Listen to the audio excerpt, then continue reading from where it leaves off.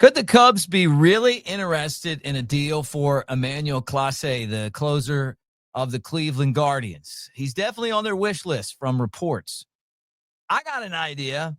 Maybe the Cubs shouldn't trade Owen Caissie, although all the reports are telling us that he's being dealt. We're going to get into that. MLB power ratings, guess who's number one?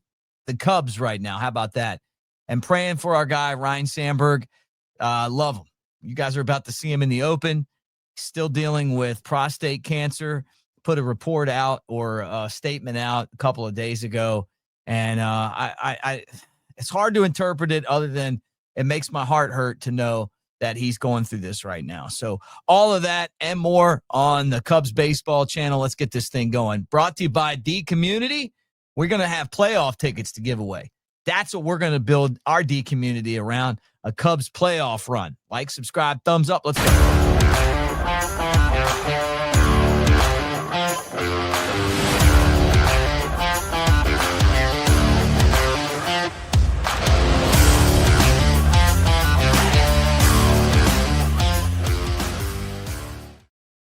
Cubs take on the red-hot Red Sox. 10 straight wins at Wrigley at noon or 120. And it's exciting, right? But let's talk about the Cubs trying to take advantage of the trade deadline and a player that's name has come up before and potentially is on the radar again. And I'm going to start with Emmanuel Clase. He's the closer of the Cleveland Guardians. And he's been, look, the guy is really good. Didn't make the All-Star team this year. And it's the first time in the last 3 years that he didn't make it, got off to a slow start, but now he's starting to hit 99 again. He's got 20 saves. He's got 178 saves in his career. And since 2021, he has closed out 177 of those. So he is a bona fide closer, and he's led the league in saves the last 3 years, 42, 44, 47. Do you remember that series? Didn't he get like 4 straight saves or close out 4 straight games against the Cubs? He's like a rubber-armed guy, and he's big and strong. You're talking about 6'2", 205 pounds, 27 years old. You know, would the Guardians part ways with him? I think in the right package, it's possible. And the reason that we got talking about this is that Chris Rose mentioned it on his podcast. Now, Cleveland came out in one of the podcasts that covers the Guardians, and they're like, they're not trading this guy. But this is all stuff that's coming out from, around the Cleveland camp. And, Rose from Ohio, he would know. And it's not like the Guardians are going to catch the Tigers this year. Tigers running away with this. They talked about trading him before. What's the life of a closer? Who knows? They don't normally last that long. And this guy's had an incredible run. But if you're the Cubs, think about adding him with Daniel Palencia in the back end of the bullpen. And you still have Presley, who's I don't think's a closer anymore, but a good back-end bullpen guy. I do worry about some of the other pieces that have done well this year, but you look at their track record and you know that it's going to be tough for them to continue to have the success that they've had. But the bullpen's been really good. It didn't start out that way, but they got locked in, and they're one of the big reasons why the Cubs are, having the type of run that they're having right now. So, when you look at this, Clase on the Cubs wish list. Now, another guy's name that keeps popping up is from the Arizona Diamondbacks, and I'm watching the All-Star game, and Eugenio Suarez is hit on the hand by pitch, and I'm like, man, is this guy going to end up getting hurt in the All-Star game? He's already hit 31 home runs. Cubs need a third baseman, and it feels like the Diamondbacks are ready to cut bait.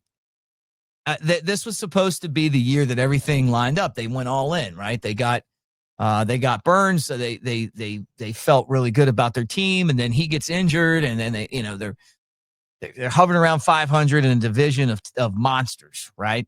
When you talk about the Dodgers, the Giants, and even the Padres, right? So the chances of them winning a World Series are slim.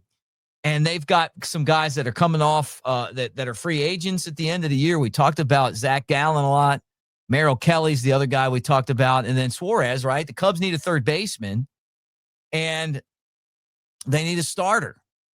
And you're hearing some of the experts around baseball saying you can't trade Owen Caissie for a rental. And I agree with that. You can't trade him for a rental. But I'm starting to feel like this. How about let's just not trade Owen Caissie and let's get him to the big leagues? Let's use a little bit of that Joe Madden magic, right? Where you bring up guys that could come in and give you a jump start. And he's certainly that.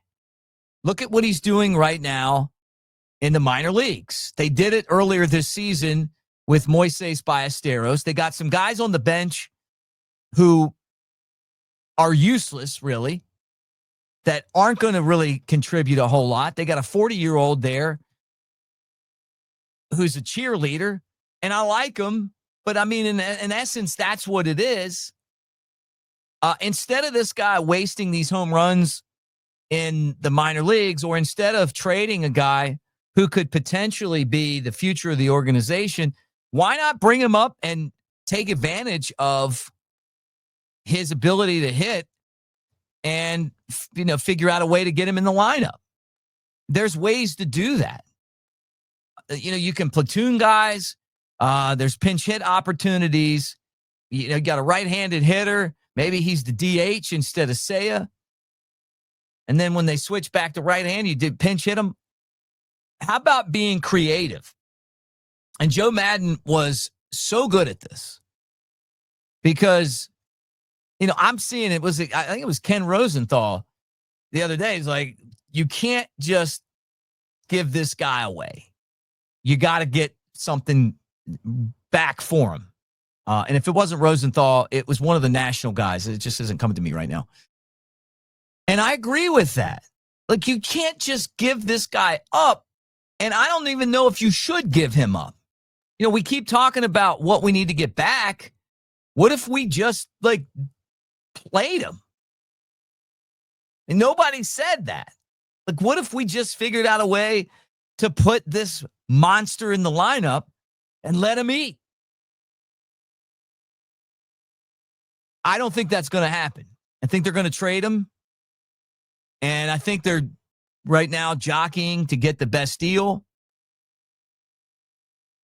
With the track record of some of these things, you worry that you're going to be the Mets and you're going to be looking back at this deal going, now, did we just trade Pete Crow Armstrong for a rental Javi Baez? Yeah, we did. And then we didn't win anything. And now look, Pete Crow Armstrong's like the future of the game. Owen Caissie is a really good piece that you could put for years right next to him. And they've come up through the system together, and they've won championships, and they've been part of winners everywhere they've gone. And Owen Caissie's a special player. And he's the number one prospect, and he's the number one prospect for a reason, because I think he was the number one prospect before he was the number one prospect. I said that before. And I really see it now. So, I'm not completely sold on trading him for some rental guys. And I know that could be tough, but maybe if you're the Cubs, instead of trading away your top prospect, you trade away some guys that are really good and add some money in there. Like the Mitch Kellard thing. I think the Pirates want to get rid of him just to clear payroll.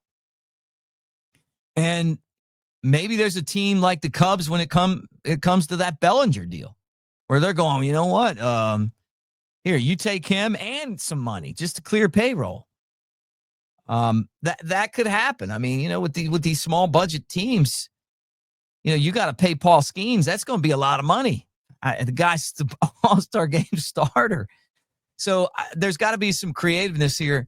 But we keep talking about what the Cubs could get for Owen Caissie. How about let's just take him off the table and start to really consider him the future of the organization, get him to the big leagues where he should have been already.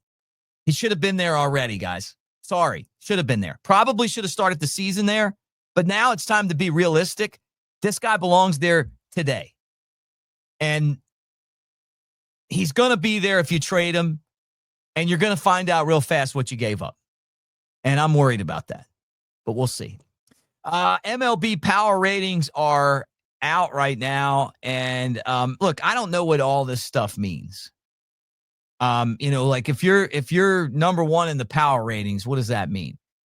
I don't know. Other than I love it. Look, it's better than being number 5. And Yahoo Sports has their power ratings out, and they got the Cubs numero uno, 57-39, plus 119 in the run differential, which I love. They went in there and beat up on the Yankees back-to-back games after pitching the bullpen in that Friday game. Hey, let's just go ahead and put Brown in that spot until we get somebody, okay? But the Cubs have that big offense. They're trying to fight off Milwaukee, who seems to win every night somehow.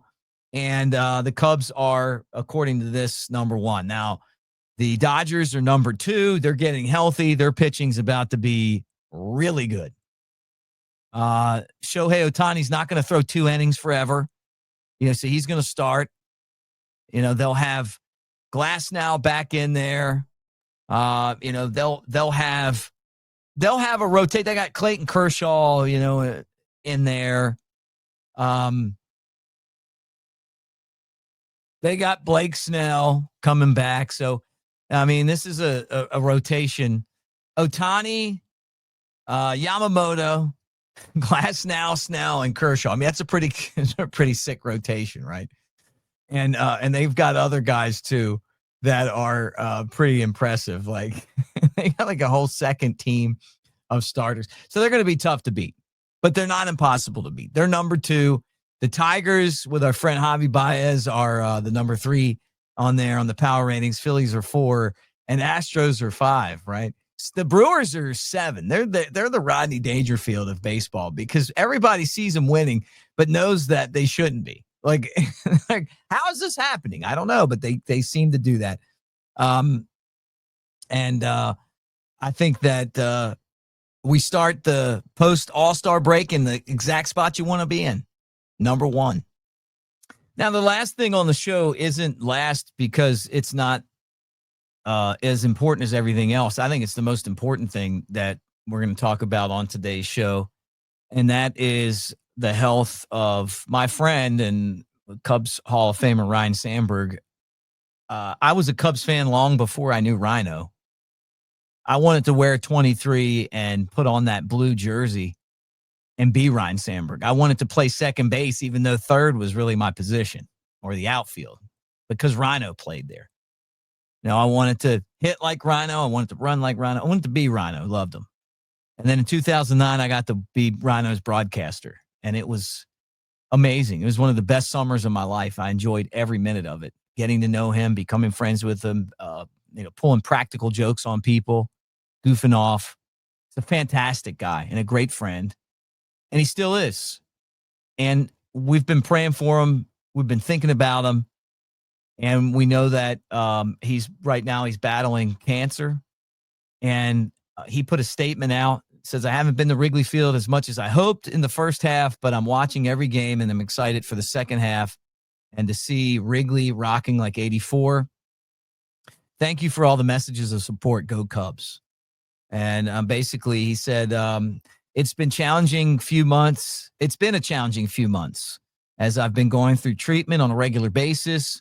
While I'm continuing to fight, I'm looking forward to making the most of every day with my loving family and friends. So Rhino's 64. He's got prostate cancer. We thought he got it in January of 24, and then it came back again. And, here we are, right? I'll tell you this, like being around Rhino was like, and it still is, right? He's like a rock star. Everywhere we went, people were like, hey, there's Ryne Sandberg, and his sense of humor is unbelievable. He's such a funny guy, and he's kind of sneaky funny. And when we combine forces of like playing practical jokes. It was awesome. So I'm looking forward to him beating this. But I'm telling you, when I read that and it just, it really hurts. And I know you guys feel the same way. And I think we all, how many rhinos are out there because their parents named them after him? When we were on the bus back in the day, people would pull up and be like, hey, can I meet Ryne? I'm named after him. And he would get off and meet every single one of them. He would meet them at the games. He would stand there and sign autographs. He appreciated the fans that spent the money. A lot of great stories about being a Cub and, life on the road and some of his accomplishments. But we're praying for him. I love Rhino, and I know you guys do too. So, hey, thanks for hanging out with us again. We're putting together our D community site right now. That QR code is going to work really soon, and we're going to give playoff tickets away. We're confident that we're making the playoffs, and we're going to give playoff tickets away, but that's going to be our place right there, D community, our Web3 Cubs home. All right, thank you for being here. Like, subscribe, thumbs up, do all the things we ask you to do. Being part of the show, get in the comments section. Argue with me. Tell me, hey, you don't care if Owen Caissie stays, or maybe you're like me. Why not play him right now? Let's go ahead and take this thing to the next level. But all of you guys, thank you, and go Cubs. We'll do it again tomorrow.